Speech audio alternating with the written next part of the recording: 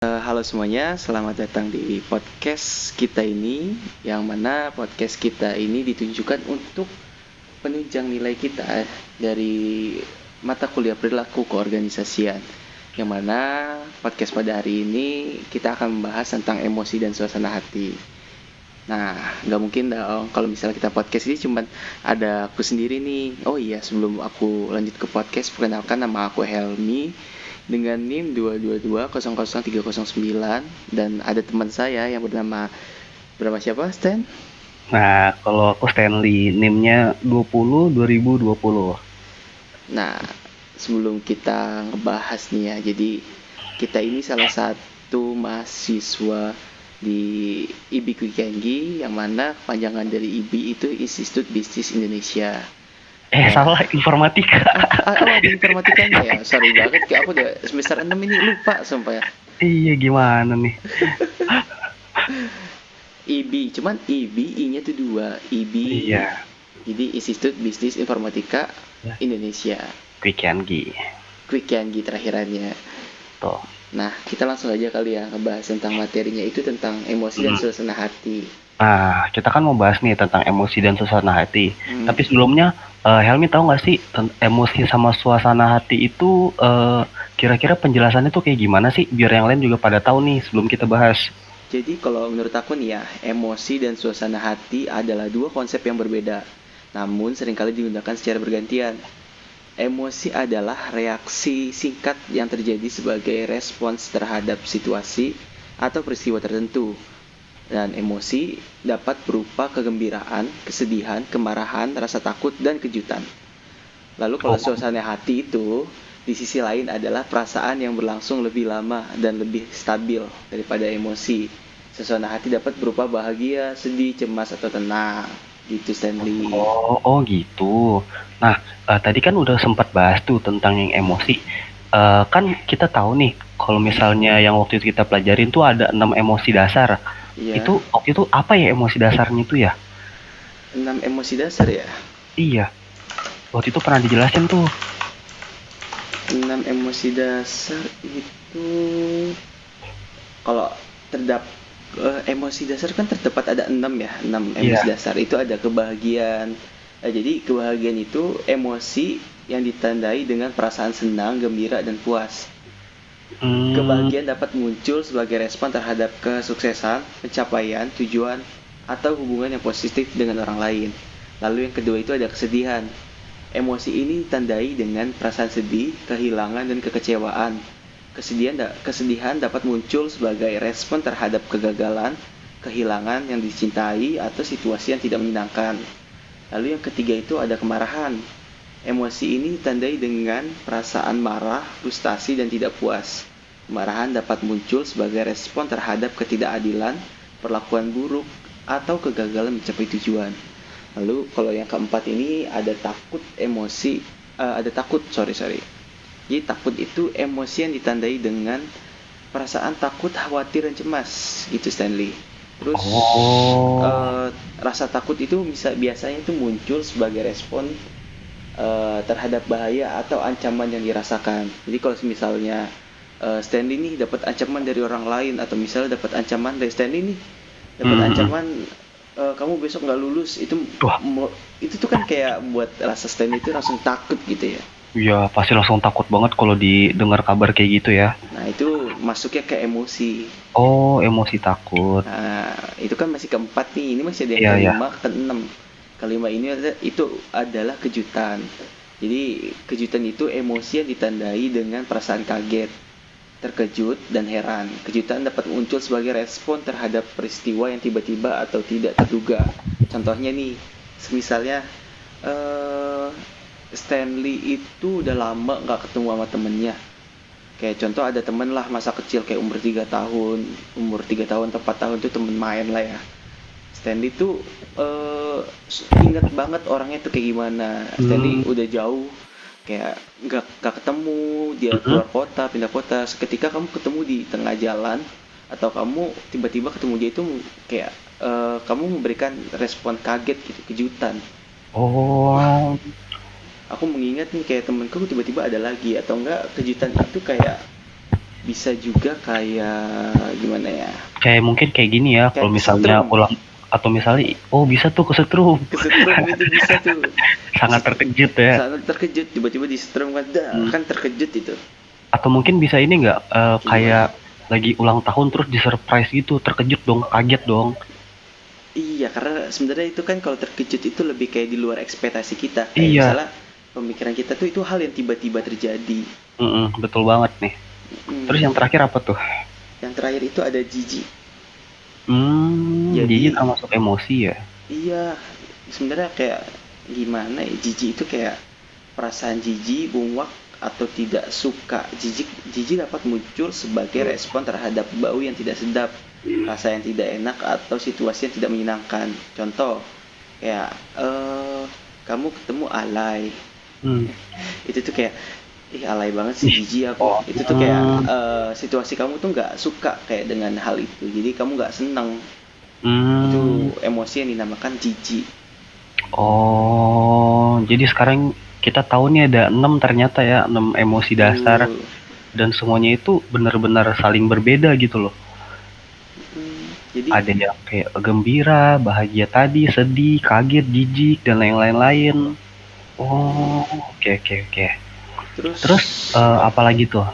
kalau menurutku nih ya, dari keenam emosi dasar ini dianggap Mhm. universal karena dapat ditemukan di berbagai budaya dan diakui oleh banyak orang di seluruh dunia, termasuk dalam ekspresi wajah dan bahasa tubuh. Meskipun demikian, cara individu mengekspresikan emosi dapat bervariasi tergantung pada budaya dan konteks sosialnya. Jadi nggak cuma 6 dasar ini, masih ada hal yang berbau-bau tentang emosi. Jadi yang 6 aku sebutin ini yang universal, yang biasa orang lakuin. Maksudnya yang Oh, terjadi pada masyarakat. berarti yang emang udah melekat sama masyarakat 6 emosi dasar ini Iya, berarti ya? betul. Hmm, Semua manusia bahkan kayak punya nih 6 emosi dasar ini. pasti nggak sih? Pastilah.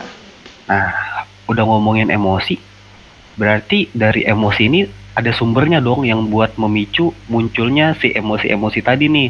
Kira-kira tuh dari sumber-sumber emosinya itu apa aja sih kira-kira?